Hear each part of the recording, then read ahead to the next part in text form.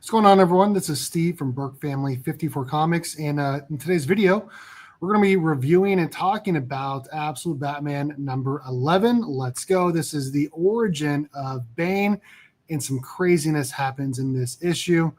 You start off seeing a boat going to Santa Prisca. You see Bane here talking.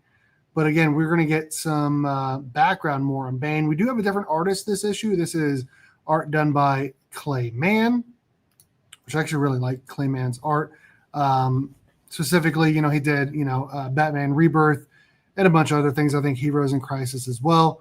So you see, this is Bane's dad doing a rebellion in his home country on an island called Santa Prisca. If you've been following DC Comics forever, you should have heard of this before. They get captured, and he is captured as a kid as well.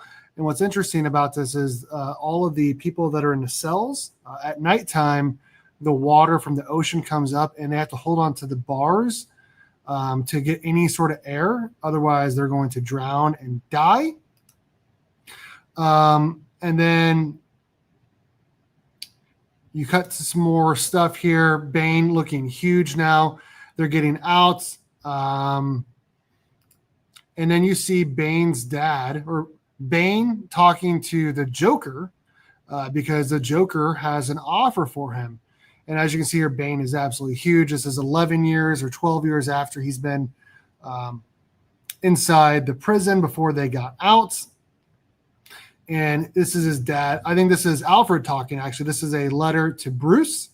And he leaves his conversation with the Joker to come back to his dad, and he breaks his dad's back.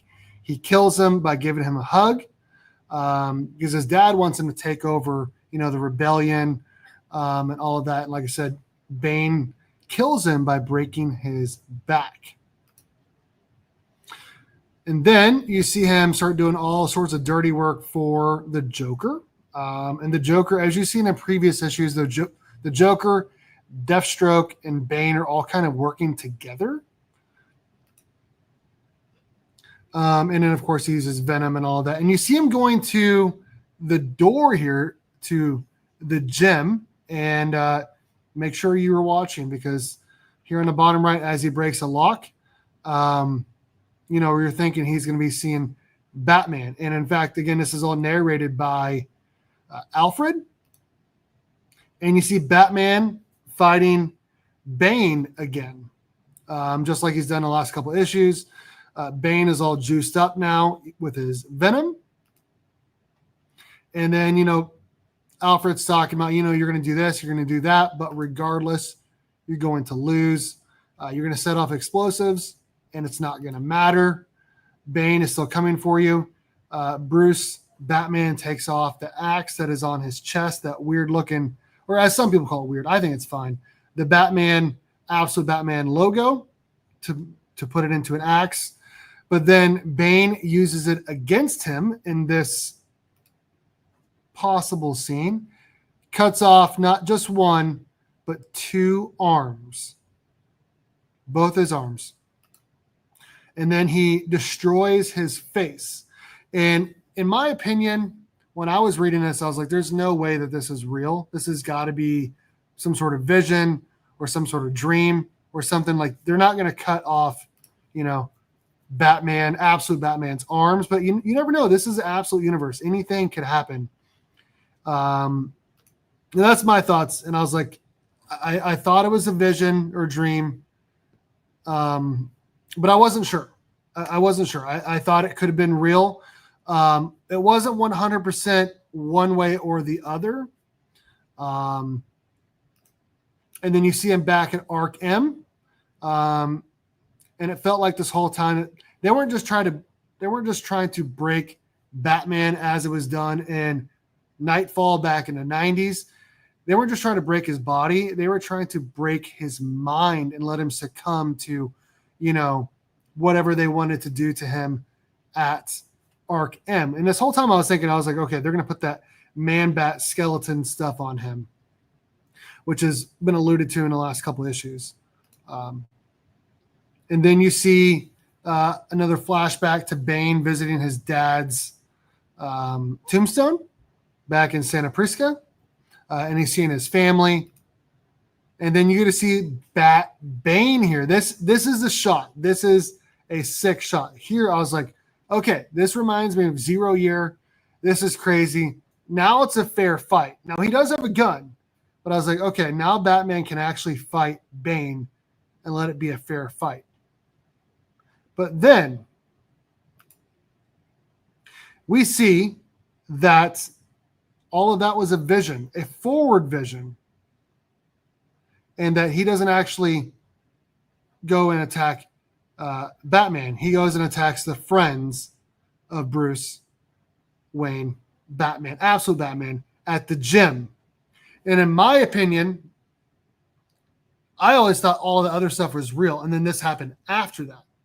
Until I reach out to the writer, Scott Snyder, and I'll talk about it here in a minute. But I really thought that's what happened. Now that I know that it's, and I'll show it here in a minute, now that I know that like that was all forward vision, I'm thinking this is how Harvey Dent, Edward Nygma and company, that's how all of these guys become villains in the, the absolute universe. They go to Arkham, and obviously we've seen what they do at Arkham. They're destroying people. They're trying different things, different experiments. And obviously that's how we got, Waylon Jones becoming Killer Croc. But this issue had it all, man. This issue was insane. I loved it. I'm not going to lie. Like I said, I really thought that this happened after that. But as I'm going to show right now, this is, I was reaching out to Scott Snyder, the writer of Absolute Batman, the critically acclaimed writer. He's the one who sends me these advanced copies of Absolute Batman. And here's what he had to say. I said to him, the ending reminded me of 0 Year with his Sun's Out, Guns Out. I talked about that. So Clay's art was amazing.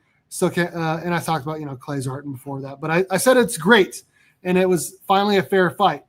And he said, this is Scott Snyder talking, thanks so much, man. That makes my whole day. And it's clear that's from the part where Bane shows up at Bruce's door is a forward vision, right? He's actually at the door to the gym where the friends are. I'm hoping that's extra clear. He doesn't actually rip Bruce's arms off and make him Batbane. It wasn't clear to me, and I let him know. I said it wasn't 100% clear to me.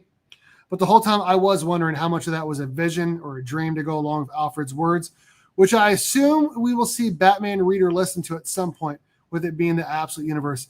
I believe anything was possible. It definitely appears they're trying to break Batman's mind and spirit. I talked about that, instead of his actual body like it's done in a vision here. And obviously it's a callback to Nightfall when he breaks his dad's back.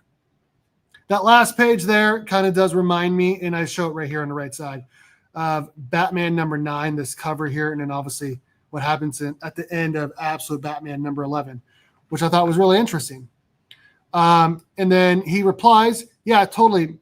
But it makes sense that it's some sort of a vision, what Bane could have done, but instead is with the friends. And like I talked about, I think this is how his friends become villains. I think this is how, because, in this absolute universe, he's friends of all of the villains, Waylon Jones, Harvey Dent, Cobblepot, Edward Nygma, all of that. I think this is how their minds and bodies get altered because Bane takes them to Arkham.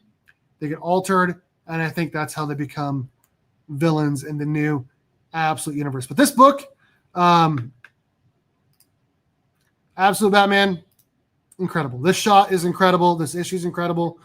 I do think this is going to be an issue that is going to divide some people. I think that some people are not going to know whether, that's a vision or if it's really real.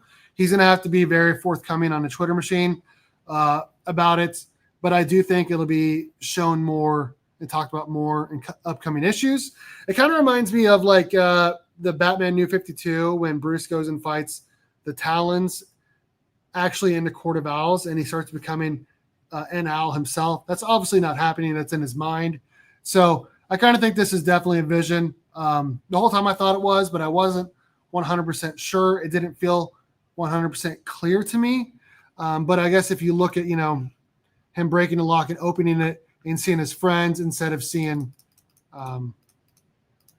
Batman here, it makes sense. So that's it. That's the video for today. Again, I'm Steve from Burke Family 54 Comics. Thanks everyone for watching. Let me know in the comment section what you guys think about Absolute Batman number 11. What books are you reading? All that and more. All right, guys. Thanks for watching. And as always, go Cats, cowabunga, and it's morphin' time.